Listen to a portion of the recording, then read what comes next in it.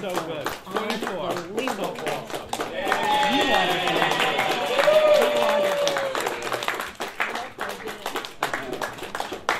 We're going to do the polka. Ray's breaking out his accordion. He's going to break out his accordion, he promises. All right. Look, this is an amazing day. 2 years ago, I did something that, I really regret it because I walked away from an important issue and a lot of people in civil rights. And I said it on the floor. You have no idea how much something eats at you when you know you didn't do the right thing. This is probably one of the finest days of my term in the legislature because we stood up for people. We stood up for families, and we stood up for civil rights. This was never about marriage, and it never will be. We respect religions. We honor what they believe. This is strictly about civil rights.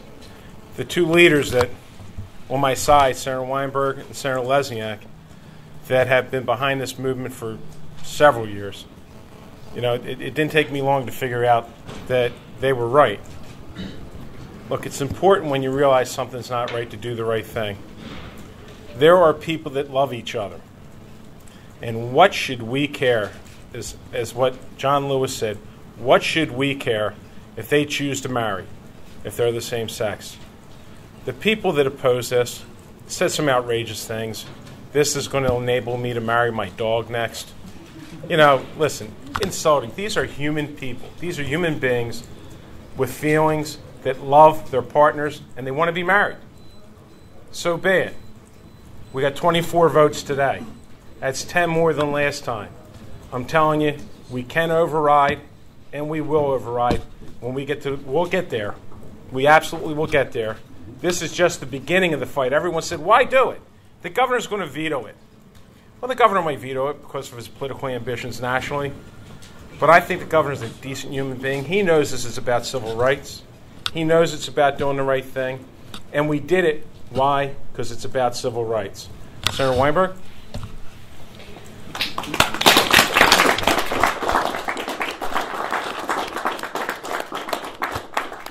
I want to thank these two guys on my left and right for their unwavering support, along with all the advocates who never stopped on the phone calls, the emails, everything else that goes into influencing a legislative decision.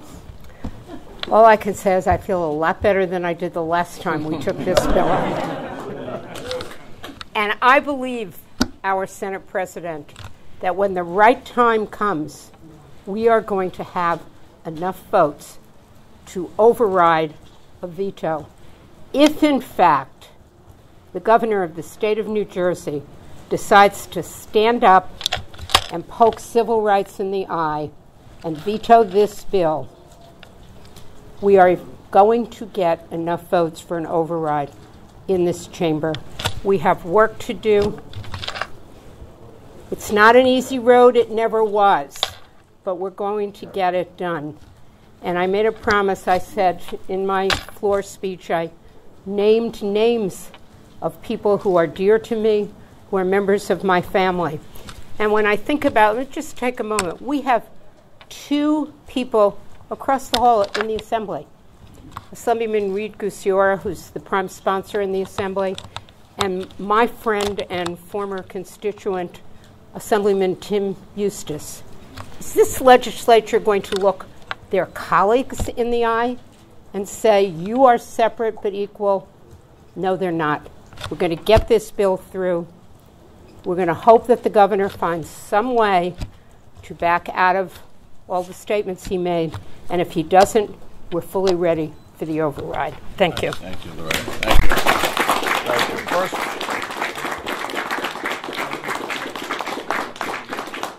First, I want to say when Steve Sweeney makes a mistake, he makes up for it big time.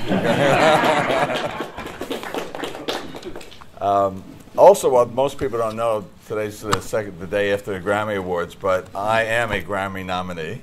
I knew that. For the accordion, playing the accordion, polkas with a kick. You've got to be kidding Oh, me. no, I I'm not want to see proof kidding. of that. And I'm going to play the polka and dance with Thelma and Louise at their wedding. For sure.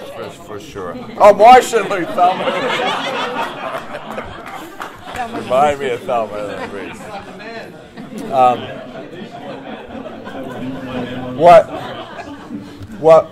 What we can and should expect from the governor when he vetoes this bill, we all expect him to do it, but what we can and should expect from him is to do what Governor Tom Kean did on the moment of silence when I was in the Assembly.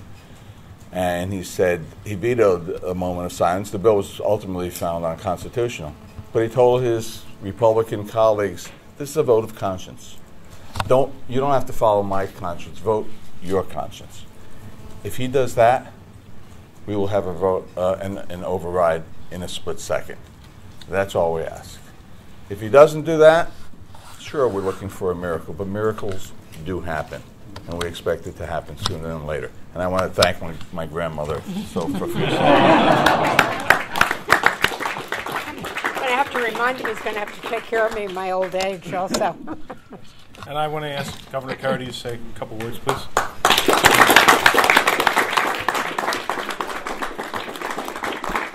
First off, second time's a charm. By the way, when I walked in the chamber, Steve kissed me in front of a photographer, so I got to call my wife first to make sure that we have that discussion. By the way, he means this one, not this one. Say, which Steve?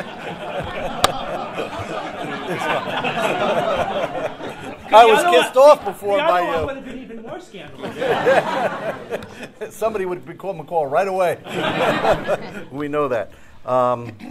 But we can talk about the veto, but the fact that this bill passed a House of the Legislature hopefully doesn't lose its significance. It's significant to a lot of people, and not just gay and lesbians and those who voted for it, but for the people of the state of New Jersey to know that this New Jersey Senate passed this bill, and not with one vote to spare, but a couple. So that's very, very meaningful and should not be forgotten. I want to congratulate the President of the Senate, Senator Weinberg, and Senator Lesniak for their long, hard fight for equal rights on behalf of the people of the state of New Jersey. Thank you. Thank you.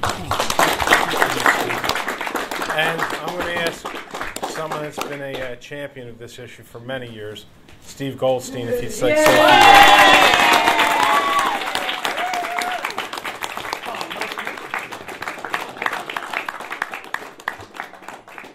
You know, Senator Cardinale has said that two men or two women marrying each other is like someone marrying their dog. So I hope you'll forgive me, because in a few minutes, Fido and I will be dancing to Hava Nagila.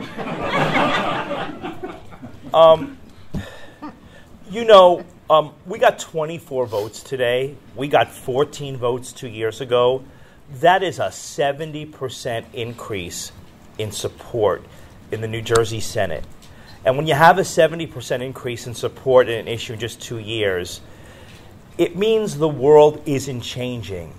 It means the world has already changed. So wake up and smell the equality.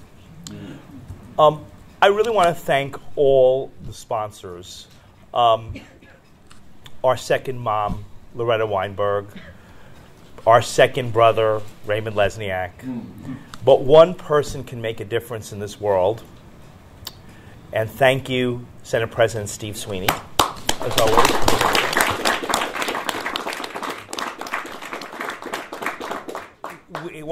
What Senator Sweeney has done has just been incredible, a real civil rights hero. We're blessed to have Governor Cody's incredible support. Thank you, Governor Cody, for always being there for us. Thank you, Senator Bob Gordon. It's so great to see you here this legislative session. So thank you. Anybody else here? All the members of Garden State Equality are behind us. Two groups of people often don't get due credit in Trenton. As a former legislative staffer, I just want to thank, and some are here and some are not here, legislative staff. The Senate majority staff have been absolutely fantastic, and casting no aspersions on our great legislators, you all know that the staff really does incredible work. So I really want to thank them.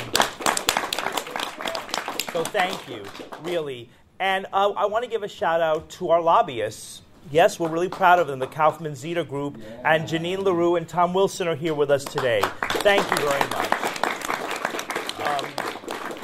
So this is really a great moment, and to all of you with us today, and my Daniel will be with me on Thursday here, I really, really can't wait to stand under the chuppah and to have my second mom walk me down the aisle.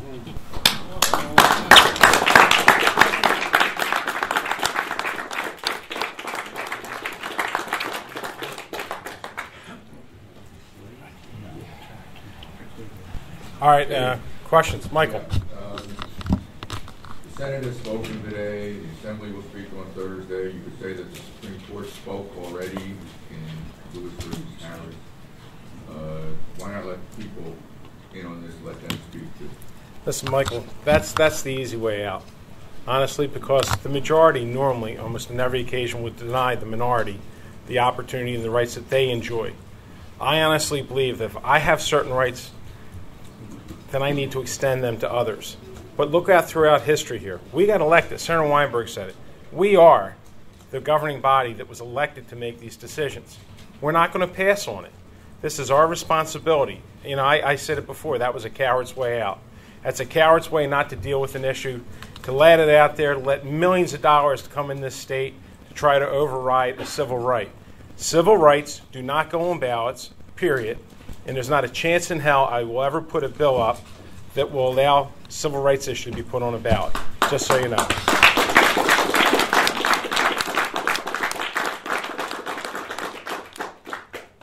Yeah. Do you have an idea of which 3 senators you'll be targeting? And yet, absolutely, and I'm not telling you. 2 of them are Democrats. How are you going to get them to change their mind? What's your pressure? Listen, we were able to convert 10 votes today, including my own, just by realizing and recognizing what this issue is, solely is. It's a civil rights issue.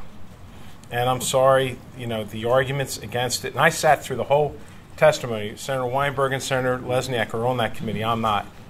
I didn't hear one real argument to oppose this. They're not opposed to people living together. They're not opposed to people loving each other. They're not opposed to children adopting children. So what are they opposed to? What are they opposed to? These people are going to continue to live together, love together, raise children together. So let's get with it. It's the 21st century. You know, someone said, well, women's suffrage is in 1915. You think ignorance and ugliness is gone? I have a daughter with Down syndrome. How many times I used to go out and people would stare at her? And I say, she's beautiful, isn't she? Because she's different. Well, just because people are different don't mean, or they love differently or they think differently, don't mean that they don't enjoy the same rights as we do.